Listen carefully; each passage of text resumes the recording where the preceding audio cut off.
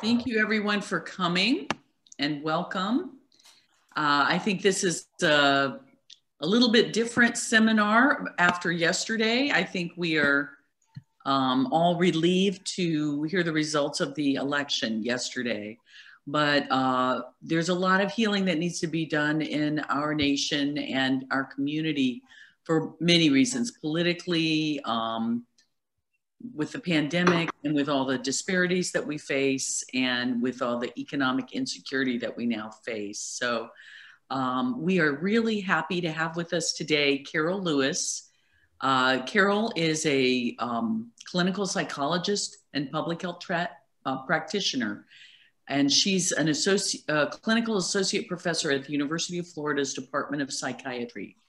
She has a lot of expertise in trauma and resilience, and she provides behavioral health services with UF Health's mobile outreach clinic. She is a founding member of Peace for Gainesville, a local grassroots trauma responsive and resilience building initiative. And we are very lucky to have Carol here today to talk to us about finding peace in turbulent times. All right, and so I will start, and we're going to do, I'm going to talk about skills, but we're going to practice as well throughout. And so I hope if you've got questions that you will chime in. So I'm making you all co-host in essence and suggesting if you want to unmute yourself and ask a question anywhere along the way, perhaps not in the middle of a practice, that would be great.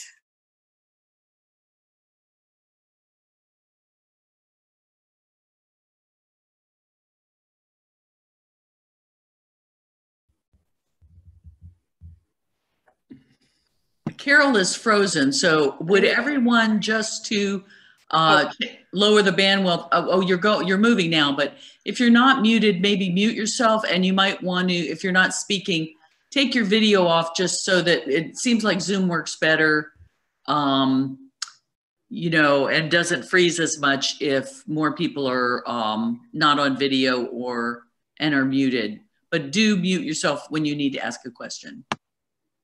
And if you find you're frozen or I'm frozen, notice your feet on the floor, perhaps breathe.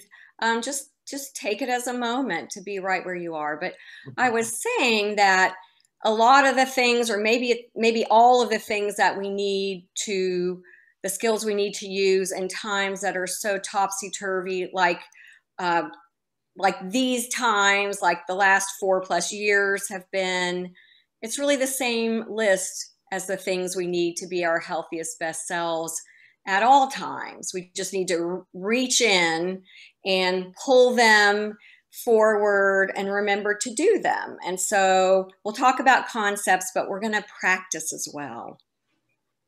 So let me see if I can move this forward.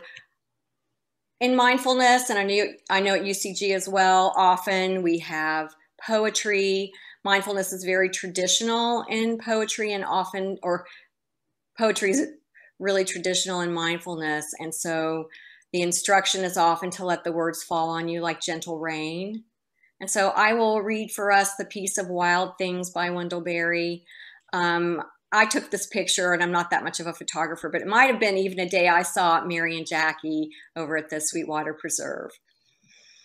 And so here's the piece of Wild Things by Wendell. Please feel free to have your eyes closed or your eyes open, whatever you prefer, and let the words fall on you like gentle rain. When despair for the world grows in me, and I wake in the night at the least sound, in fear of what my life and my children's lives may be, I go and lie down where the wood drake rests in his beauty on the water and the great heron feeds. I come into the peace of wild things who do not tax their lives with forethought of grief. I come into the presence of still water, and I feel above me the day-blind stars waiting with their light for the time I rest in the grace of the world and am free. And I might suggest that in your own time, when you're ready, if your eyes were closed, that you blink them open, but also notice, how are things in the mind and how are things in the body? So we're developing a sense of what calm feels like in mind and body. And in our time together, let's imagine that everyone has the opportunity, or I'm offering to you a resilience toolkit. So there may be skills and resources, ideas and tools that we talk about today that you put in this toolkit to practice and then have ready when you need them. I have a few things that I don't want to be too ambitious, but a few things that I might upload into Zoom that may be too ambitious for our Zoom today. And if it is, we'll have them sent out. But a few of these tools I will offer to you as well. And oops. And so now we'll work with the breath just a little bit. And centering breath is, there's a tradition of focused breathing in almost all religious traditions. And I say almost all because I don't know all. But if we were Catholic, we might be doing the rosary, or there are many other practices. But we know that slow, deep, rhythmic breathing without breath holding, and if the exhales are longer than the inhales, can stimulate that soothing part of the nervous system. So let's start with this little practice. And I'll invite you to breathe in. You might imagine that you're breathing in calm and breathing out tension. Exhale longer than the inhale. Breathing in calm and breathing out tension. And if you like, you can even keep that up for throughout our time together for a few minutes here. So stimulating the soothing part of the nervous system, that reset you can do anywhere, anytime. I don't have too many people on my screen, but I did just see a yawn.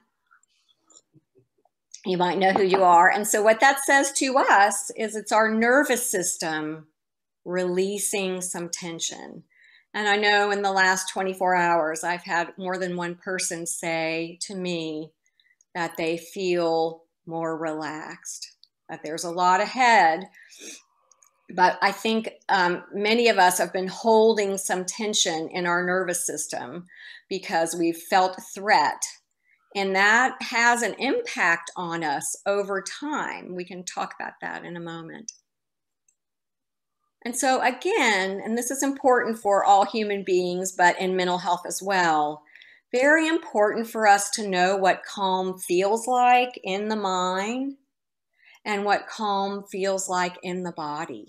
And so often perhaps we're like an old pinball game. We're just going from thing to thing and not really checking in with ourselves to see how are things in mind and body, and to have a sense of what calm feels like. I think that's really important.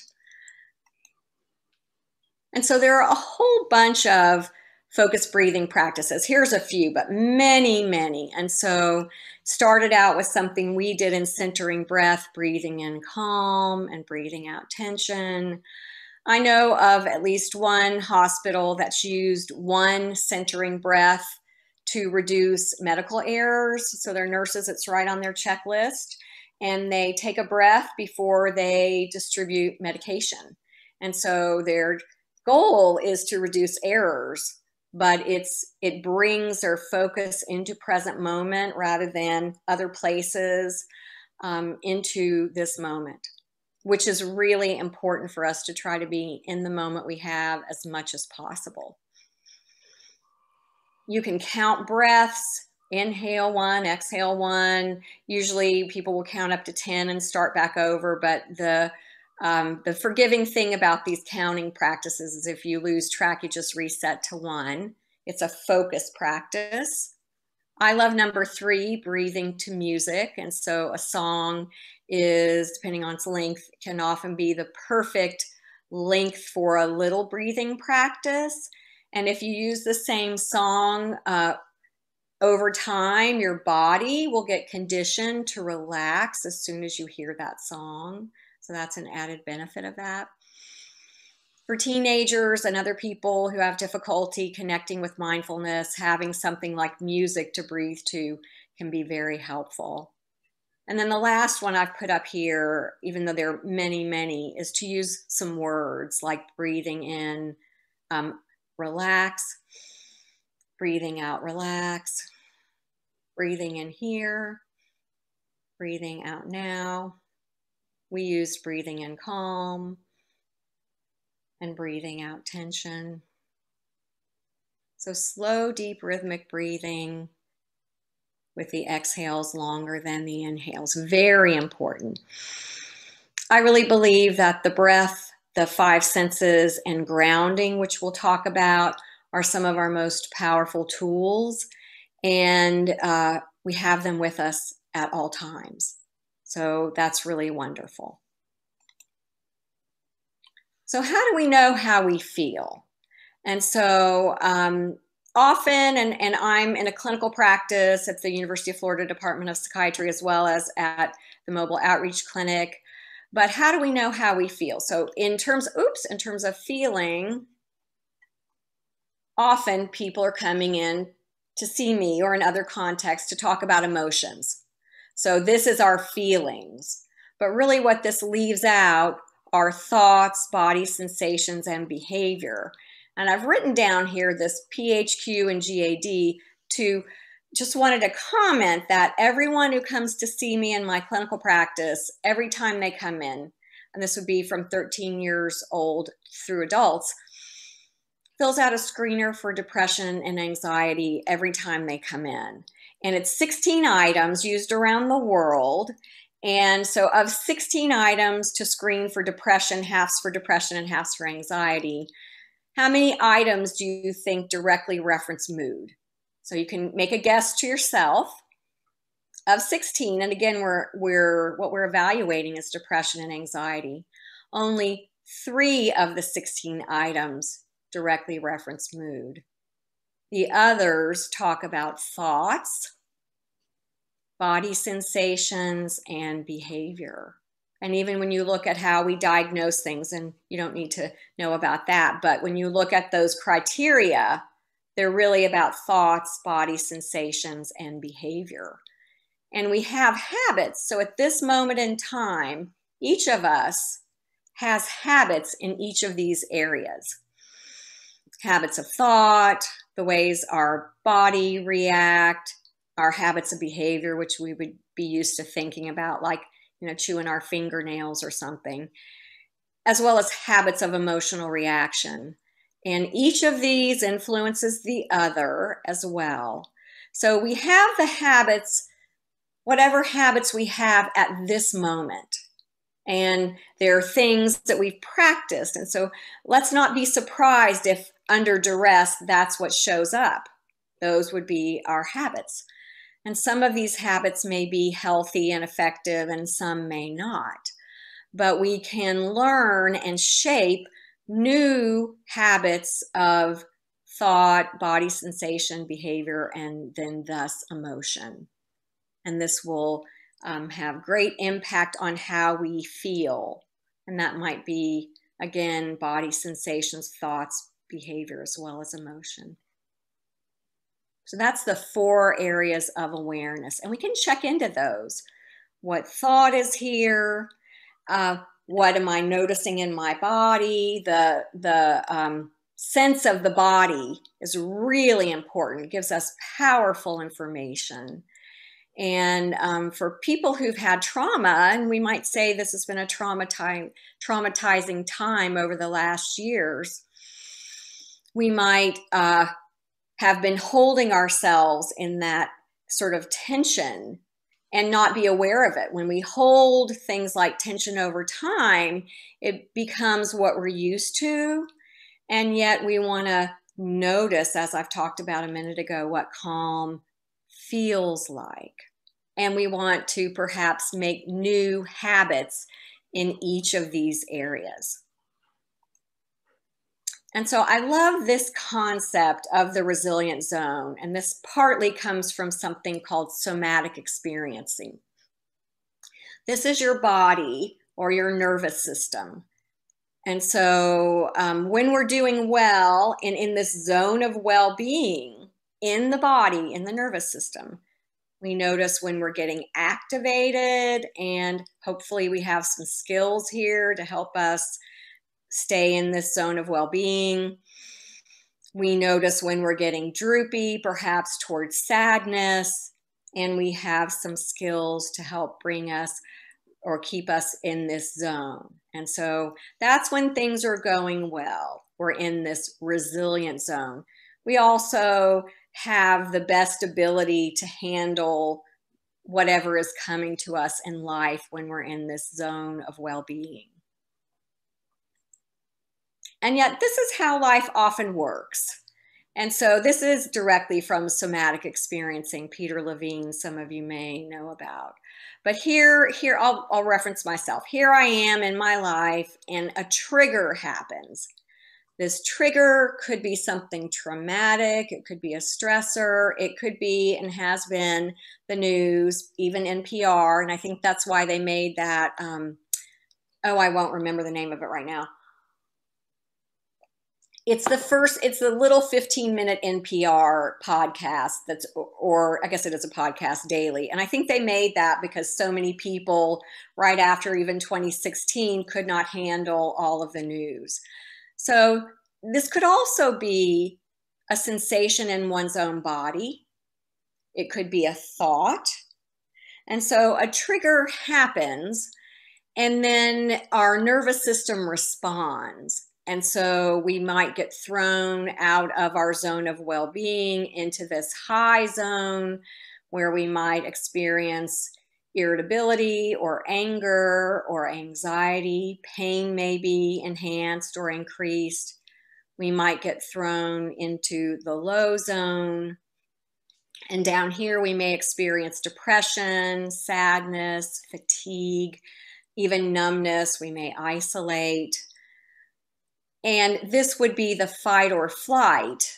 The high zone, the low zone would be freeze. And so if you've heard of the fight or flight response, which people consider having the freeze as well, this is our nervous system's automatic response to something that threatens our survival. So a physical emergency.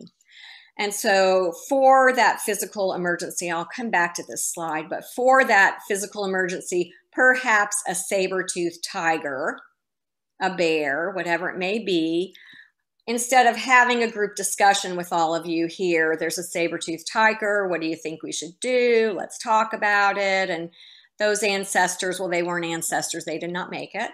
So we don't have time for that to go up here to the thinking part of the brain.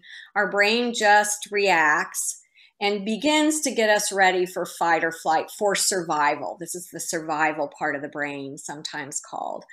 And so our breath starts to be more rapid.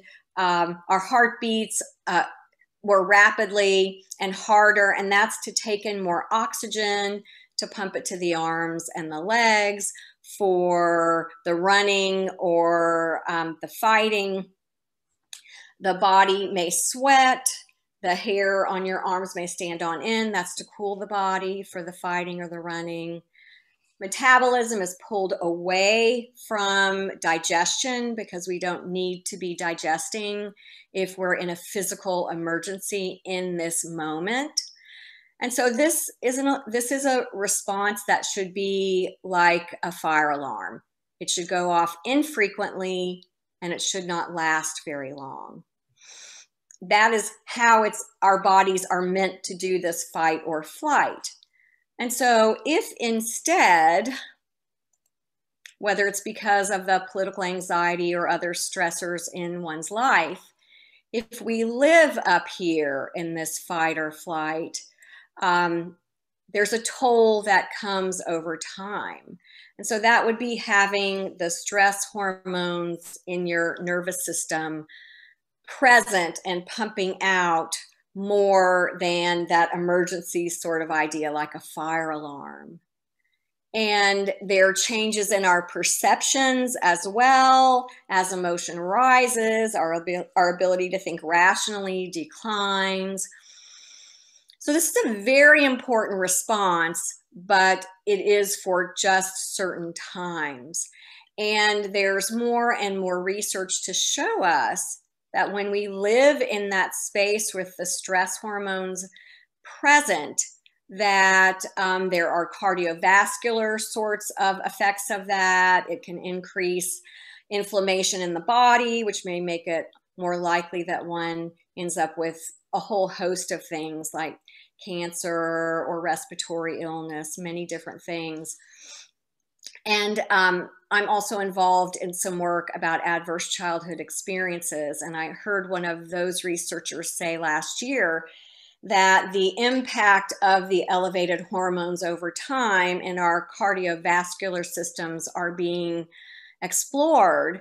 And there's a sense that this creates, or some science to show, that this promotes scarring in the small blood vessels that we have, and then a change in the lining of the larger arteries and blood vessels.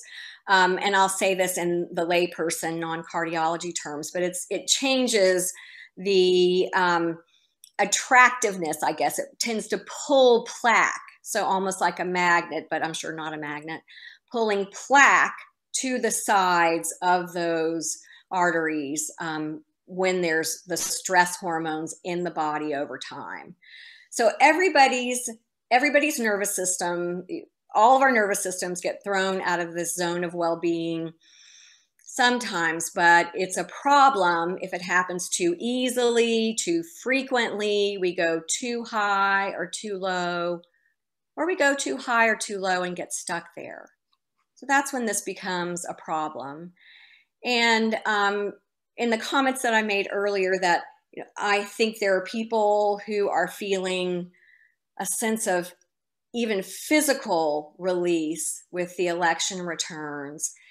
Probably some of this has to do directly with what we've been holding in our nervous systems.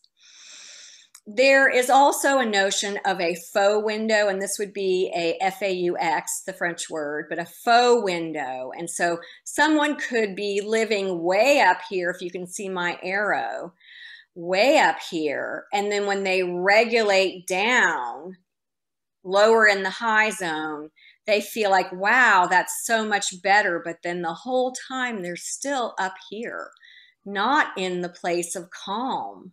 And it can be true down here as well in the low zone, that someone can be very low, and this would be heading toward depression, and regulate up to here. And this is certainly an improvement, but we're not yet in this zone of well-being. As your skills and practices grow, as you're more skilled and perhaps you're doing more practices that are soothing to the nervous system, this window can also grow.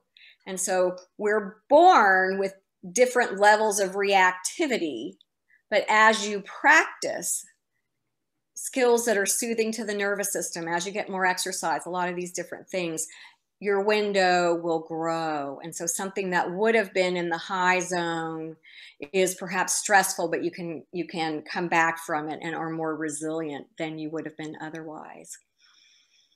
So this is the zone of well-being, the window of tolerance. I think it's a super important concept for all of us.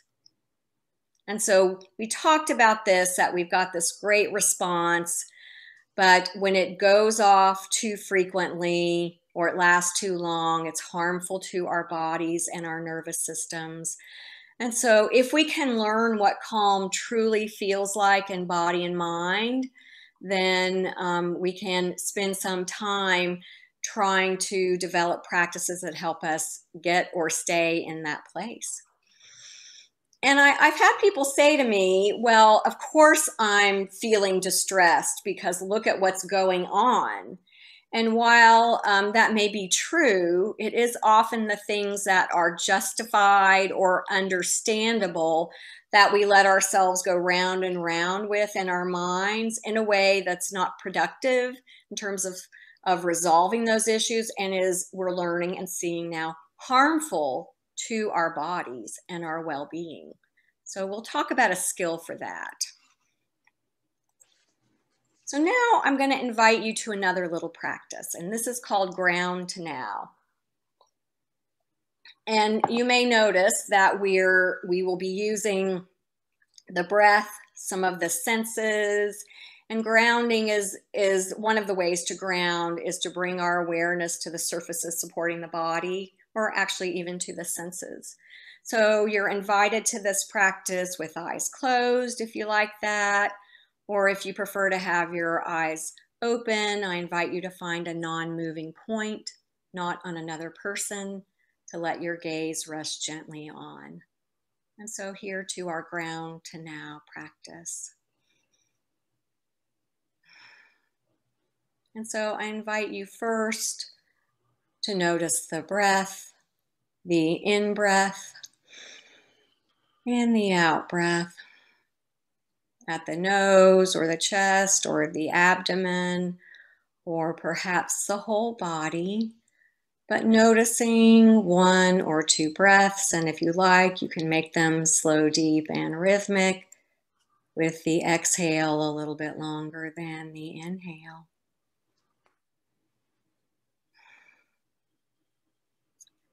And so with each of these next things, I invite you to take at least one slow, deep breath with each as we do it. And so now when you're ready, take just a moment to notice how things are in the mind. Perhaps you notice thoughts arising and drifting through the mind and then disappearing from view, but noticing thoughts without being swept away by them, even if they're true. They arise, they drift through the mind and melt away. Now taking just a moment to notice how things are in the body, and just noticing without needing things to be other than they are in this moment. Perhaps also bringing some gratitude and compassion to the body for all it does.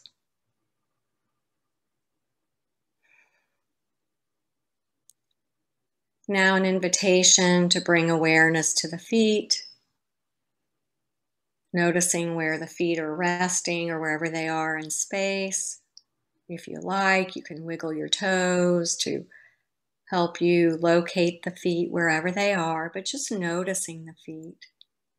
And perhaps the sensations of the feet coming in contact with socks or shoes or no socks or shoes, and wherever they're resting. Letting go of that awareness as you bring awareness to the sensations of sitting. And you might notice these sitting sensations at the upper legs, the hips, the lower back or middle back. Just noticing those sitting sensations without needing them to be other than they are.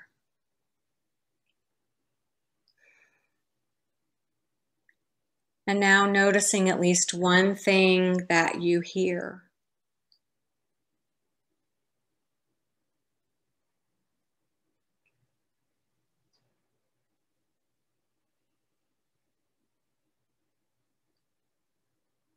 And now, even with eyes closed, noticing one thing that you see. And so if the eyes are closed, it can be in your mind's eye.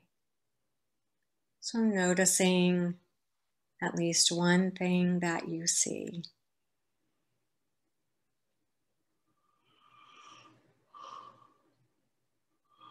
And now coming back once again to the breath, the in-breath and the out-breath, which are always available to help us reconnect with present moment awareness.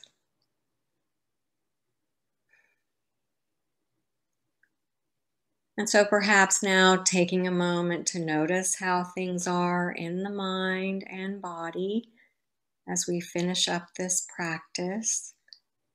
And in your own time, if your eyes were closed, I invite you to gently blink them open. And again, we're building awareness of what calm feels like in the mind and body, and perhaps what distress feels like. And the earlier we can catch that stress reaction, the easier it will be for us to regulate that down. So there are a few things perhaps that benefit from us being in that highly activated state, perhaps the fight or flight, but most other things benefit from us having our rational mind engaged. And so you notice most of what I'm talking to you about has to do with mind and body and regulating those, not thinking. And so we're not coming to these through insight, which I've been known to say insight is great, but I think it's overrated. So insight by itself often doesn't tell us what to do. And so I've been trying to notice the articles that have been around in the newspaper, magazines, or things I get from my professional associations about, okay, what should we do? And so I developed this 6 steps to emotional health, and I can show this to you in greater detail. I will in just a moment. But before these last few years, some years ago, I began as a public behavioral health professional to try to discern what are the things that we all need to do as human beings to help set a solid foundation for well-being, including emotional health. So we can get really complicated and do this, sometimes I call it emotional backflips, but complicated protocols or whatever it is. But ultimately, for all of us, we need to start with a few of these items. And so this is in greater detail. I'm not going to say all of these words, but before we're done, if I'm able to upload these, and if not, we'll find another way to get these to you. This 6 steps to emotional health. And this is handed out in a task shifting way. This can be given by anybody to anybody and doesn't require a PhD. So we have undergraduates who teach this to people who come for services at the mobile outreach clinic. There's a protocol called the Friendship Bench. They don't use this. This is Zimbabwe, where they train grandmothers as the trusted members of their community to dispense evidence-based treatment or the things that help us get better, because they have 1 or 2 psychiatrists in the whole country. So I really think it's important to keep it simple. And when in doubt, keep it simple. And so number 1 is sleep. I think I've slept better in the last couple of days. Of course, we did have a time change, but sleep really is prickly in some ways, and our distress shows up there. And yet, for every organ system we have, sleep is really important. So for adults, we recommend 7 to 9 hours nightly, being off all our electronics at least 30 minutes before you go to sleep. And so I know a lot of people are laying in their beds doing this. I've been known to do that in recent weeks. But not just the content, but the lights, the movement, all those sorts of things. Here's something's growing on my screen and I don't know why. We'll just say, okay, whatever that is.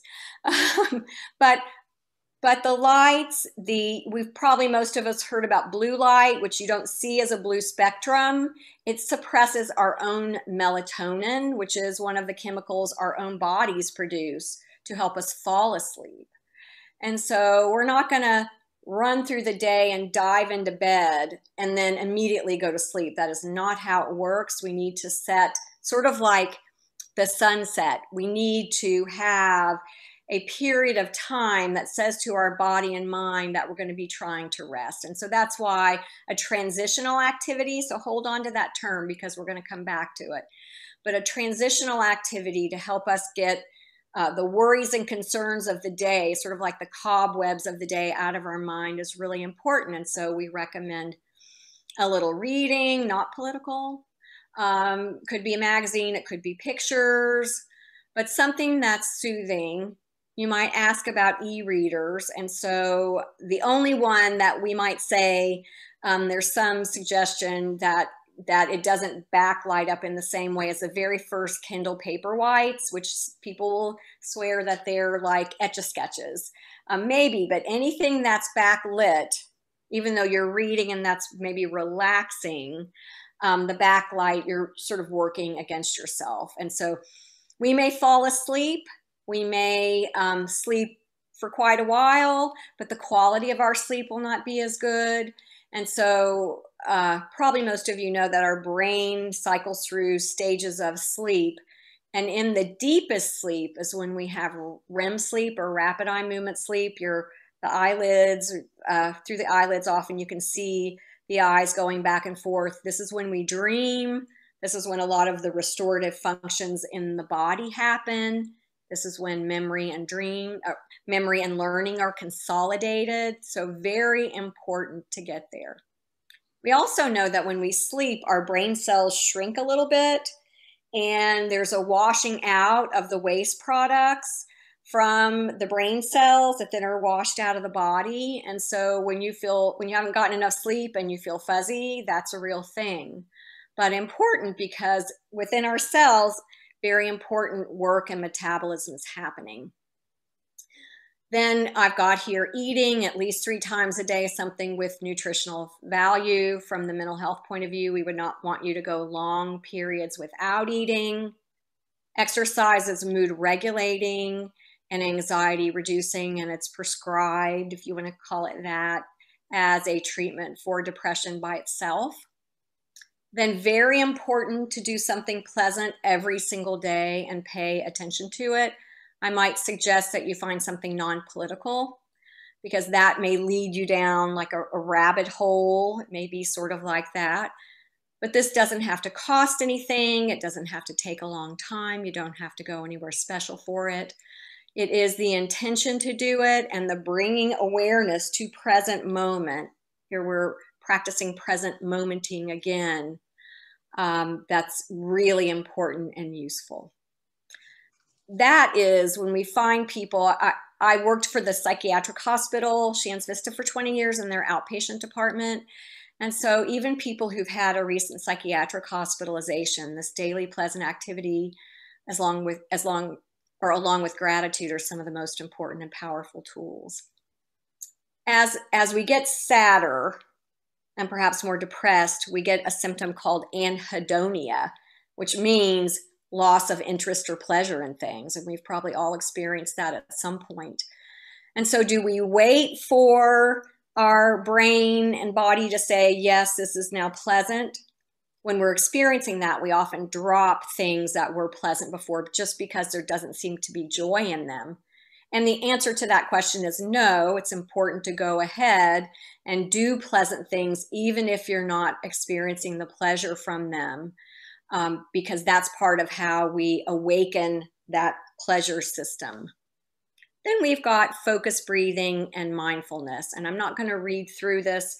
There are lots of ways to do focus breathing, as I mentioned, and some science to show that 5 minutes or more of slow, deep, rhythmic breathing each day can change, or most days can change, brain function and brain structure, and can have a positive effect on your DNA. So it's not going to change your eye color, but it's going to make your DNA healthier. And then we will do a mindfulness practice on our way out today. But the mindful thinking is about, again, this ability to bring our mind back to present moment, to perhaps know where the mind is. It's the awareness that comes from bringing our attention on purpose to the present moment without judgment. And so this is not controlling anything. It's not controlling thoughts.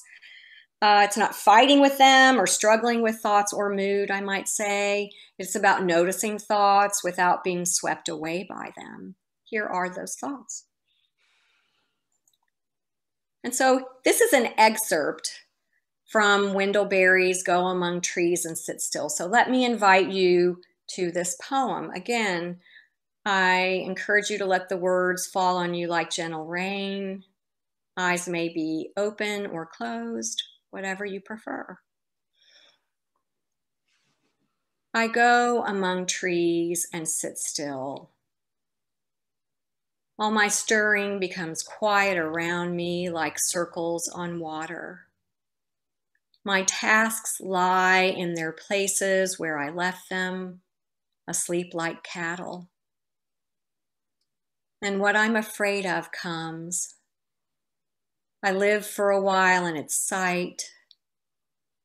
What I fear in it leaves it, and the fear of it leaves me. It sings, and I hear its song.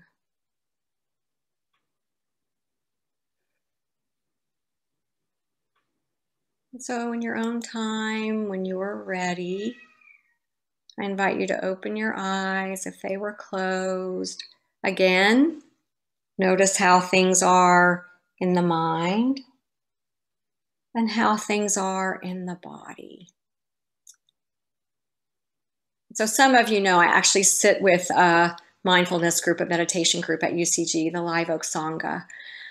But I just like people to know when we talk about mindfulness, it is not meditation alone. And so meditation is a formal mindfulness practice. I do sit in meditation, but there are mindful movement practices like yoga, tai chi, qigong, maybe the martial arts as well. And you can do anything mindfully or mindlessly. And so our minds can be other places. Probably all of us have intended to drive somewhere. This has happened to me. I drove myself to work, but I wasn't at where I work now. This was right after I got a job. I was at the other place. So, or if you remember, did I take that medication or various other things like that? So our mind is not present moment when we're doing those things. So you can cultivate this present momenting all throughout your day. Mindful eating is very powerful because it's very sensory. You can do it with one mint, perhaps one of those mints that packs a punch, even one breath as we did earlier. And I've mentioned here the 5 senses. And so some of us may be sitting meditators, which cultivates this present momenting, but others of us are not going to find that resonating with us, and that's completely fine. Find practices that work for you. And if I am able to upload something, we have here a whole bunch of internet-based mindfulness resources, including a bunch of phone apps, Insight Timer. I know we've even talked about this in Live Oak Sangha, but it's got, last time I checked, 55,000 practices, which may be overwhelming, except that it gives them to you in playlists, anxiety, sleep, whatever it may be. And last time I checked, there were more than 2,000 sleep practices. One of their most popular is called Yoga Nidra for sleep. And of their many, many practices for a long time, and perhaps still, the Yoga Nidra for sleep, which is a non-moving yoga for sleep, was one of their 20 most popular practices. So again, lots of different ideas, lots of different resources. At the top here, it's me leading a mindfulness practice at the UF Psychiatry website, but there's also, UF Psychiatry has a YouTube channel, and there are practices that are 2 minutes. I did a series of 10 resilience resets that are just 2 minutes with a little bit of breathing and a little resilience tip from science. Lots of different possibilities here. A couple of them are very popular, Headspace and Calm.com. I think they're great. After the first little bit, 7 days or so, there's a paywall. And so just know you don't have to have the resources to pay, because there's plenty of free things as well. And so I wanted to mention to you this idea of structured processing. So again, a resilience tool. And you may get a resource for this if I'm able to upload, we'll see. But the question here, we've hit on a few times today.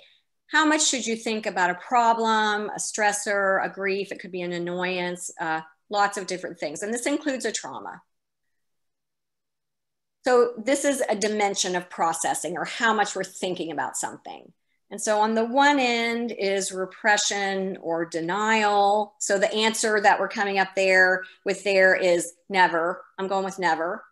And that can seem highly effective in the short run, but in the long run, it is like we've thrown out a boomerang that's on its way back. And when it comes back and manifests within us, we may not even recognize it, and it may have gained strength. And so when we look at something like PTSD, that's someone's experience of trauma that then translates to PTSD, it is a disorder of escape and avoidance of the memories, sensations, etc., of the traumatic experience. And so we know that that is not adaptive over time. And so the treatments, the effective treatments, have us turn toward those things. And some of them are re-experiencing and some of them are not. But the denial or moving away from is not effective over time. The flip side is thinking about whatever it is so much that we're sort of drowning in it. Also ineffective, even if it's understandable or justified. So maybe we're not there. Maybe when we're at work or doing something else, we can leave that alone. But we're at this gray star here where we're thinking about it a lot, but not all the time. Perhaps all our free time, all our free headspace time. Also ineffective. And let's imagine it's like a wound we're scraping away at, harming ourselves, even though it may not feel like that. Reducing our well-being, physically, emotionally, and otherwise, even though we may not be aware of it. Remember about the elevated stress hormones over time and producing inflammation. I did say that as metabolism is pulled, as we're in that fight or flight, metabolism is pulled away from our digestive system. And so many people who are living in that anxious, worked up state have GI problems. Things do not work as well. And the system is getting mixed signals because we're eating, and yet we have the stress hormones that say fight or flight, fight or flight. So I have put a little star, a pink star right here. I'm calling this our sweet spot. And so this is where we think about whatever it may be. Let's talk about politics, but in a way that has a beginning and an end on any given occasion. And this could be 2 minutes. It could be 30 seconds if I've already thought about this a lot. I usually say no more than 30 minutes. And so we want it to be at the right time, which would not include right before you go to bed. There may be other times that aren't the right time, in a car, perhaps with people that you don't agree with. But so setting some parameters and then thinking about that thing, perhaps throwing open the doors of the thoughts and feelings around whatever it may be. And at the end of that time, we're gonna take thoughts and feelings as if put them in this box, put the box on the shelf, and remember transition activity. Then we're going to use an activity that requires our attention to come back into present moment. So I may play a game on my phone. I might listen to music. I know some of you are musicians. That requires your attention probably. But pick something, a word search maybe, on paper, Sudoku, but something that requires your attention. And you've thought about whatever it is on purpose. And then we've said we're putting it away, but when it continues to come up through that day, or maybe it's every day, because we have opened the doors earlier, we can say to ourselves, that's not for right now. That's not for right now. And have another time that you'll come back to it in this structured sort of way. So this is really what moves us forward, lets us address or think about whatever it may be without being stopped in our tracks. And again, we're not trying to control anything. We're trying to manage thoughts and manage well-being. And so now we'll have a little, maybe about a 5-minute practice. I'll invite you to practice. And so again, this may be with eyes closed or eyes open. If eyes are open, find a non-moving point, not on another person, to let your gaze rest gently on. And so our practice begins. So sitting in a dignified, upright, and yet comfortable posture as best you can, or whatever posture works for you today. I invite you to take just a moment to bring awareness to the breath, to the in-breath and the out-breath as an anchor for your present moment awareness. Choosing to notice the breath at the nose or the chest or the abdomen or perhaps the whole body. But picking one of those places and as needed or desired or instructed, bringing awareness there in the body. And so now when you're ready, I invite you to take just a moment to bring awareness to the contents of your mind, noticing whatever you find there. Perhaps you find thoughts of other times and places, or thoughts of the things we've been discussing today. You may find thoughts of sounds or of physical sensations of some kind, but allowing yourself to notice those thoughts or images or streams of thought as best you can, without growing them or developing them further, without being swept away by them, bringing them to awareness, and then gently letting go of those thoughts or images without judging them or yourself or struggling with them, leaving them to be just as they are, however they are. No need for them to be different in any way. And gently bringing awareness back to the breath, the in-breath and the out-breath, breath by breath, present moment awareness. And when you find that your mind has wandered in our practice or in your day, that is the nature of the mind to wander. So I invite you to notice the wandering thoughts and then gently bring awareness back to the practice in our practice or present moment in your day, as many times as might be needed, 5 times or 50 times or 500 times or more.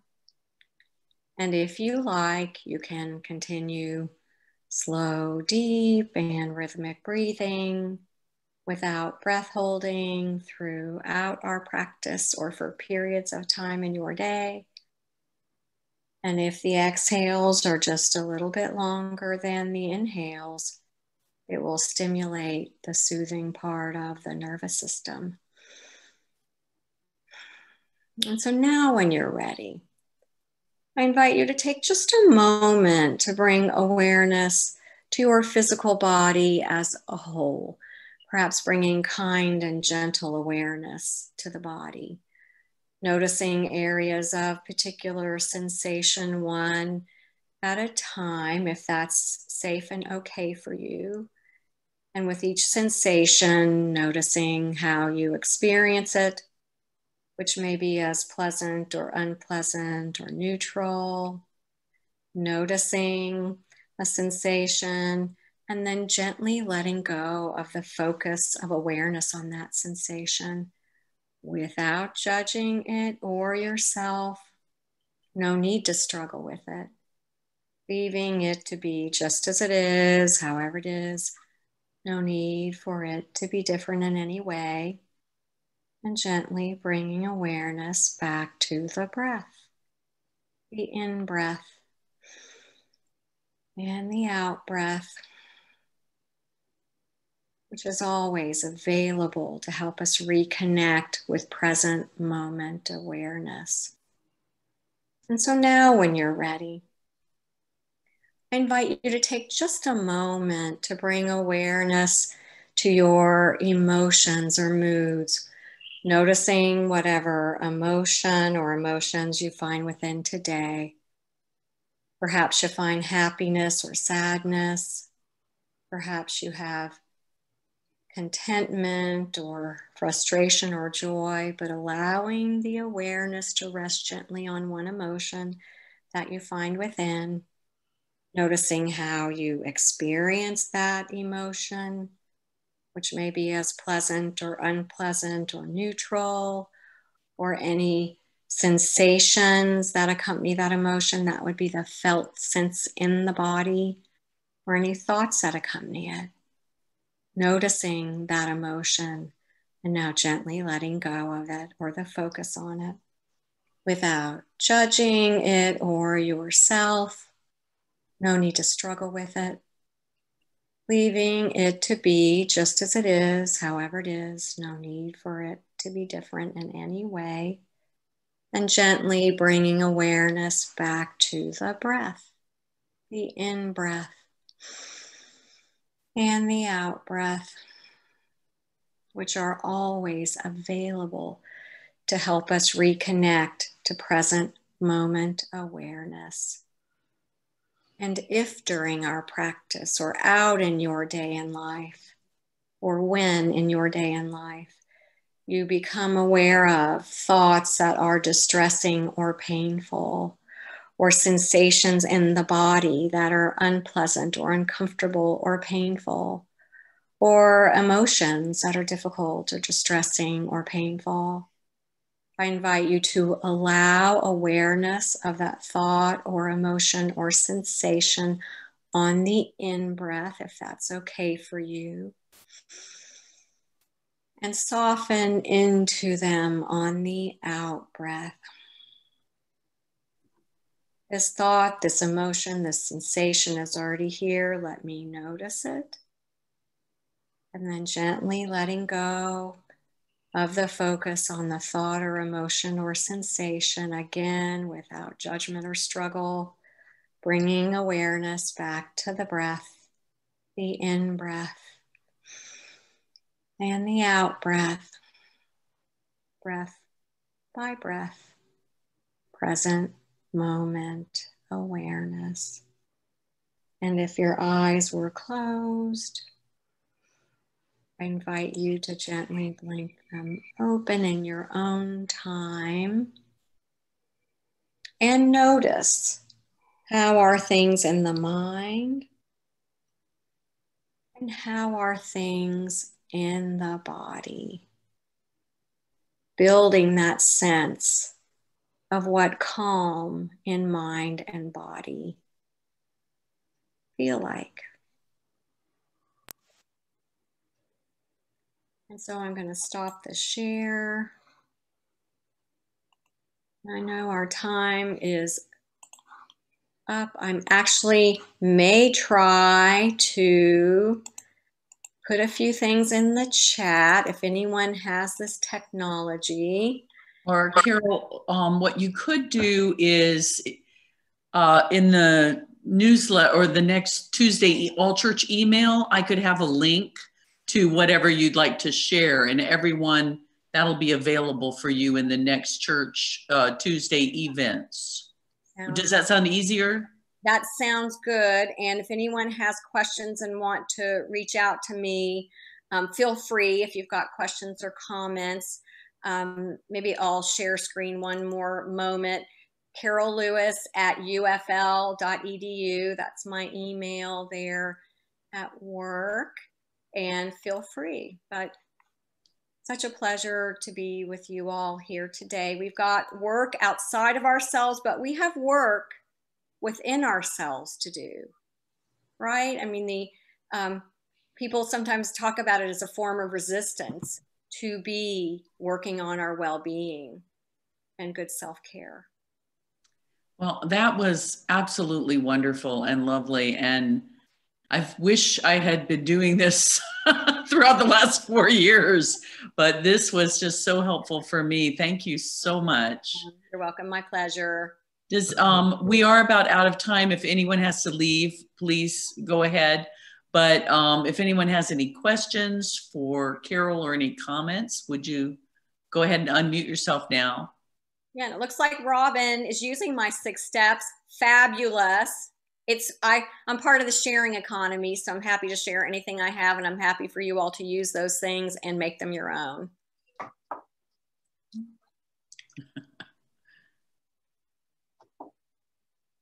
Well, thank you. That was really terrific. We benefited tremendously from that.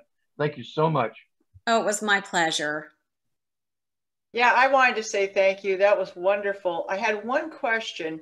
I really like the idea of integrating something pleasant into the day, which I tend to just ignore that, right? Because I got all those lists to fulfill. Yeah.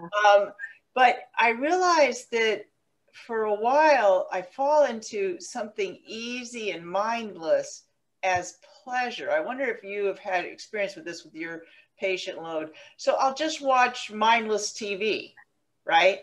As the way I relax, that or M&Ms, right? And neither seem particularly helpful. Are you talking more about doing something that is more engaging of the mind and the body? Well, so there's some evidence to show that mastery activity. So they're 2 separate things. So doing something a little bit hard, not the hardest thing you can imagine, because often then we can't do that, but doing something a little bit hard and used to be called mastery activities, but I think we're reassessing that language. That's really beneficial for our mood. But pleasant, we want to look for moderation. And so I think M&Ms can be fine. I think TV, streaming can be fine, but not as our main or only go-to. And so we're trying to awaken or continue to cultivate our ability to experience healthy pleasure. And so also we're healthiest when our behavior matches our values. So it already sounds, Sue, like that doesn't really match your own values. Yeah. So we want to look for that, but look for some moderation. And I meant to say this earlier too.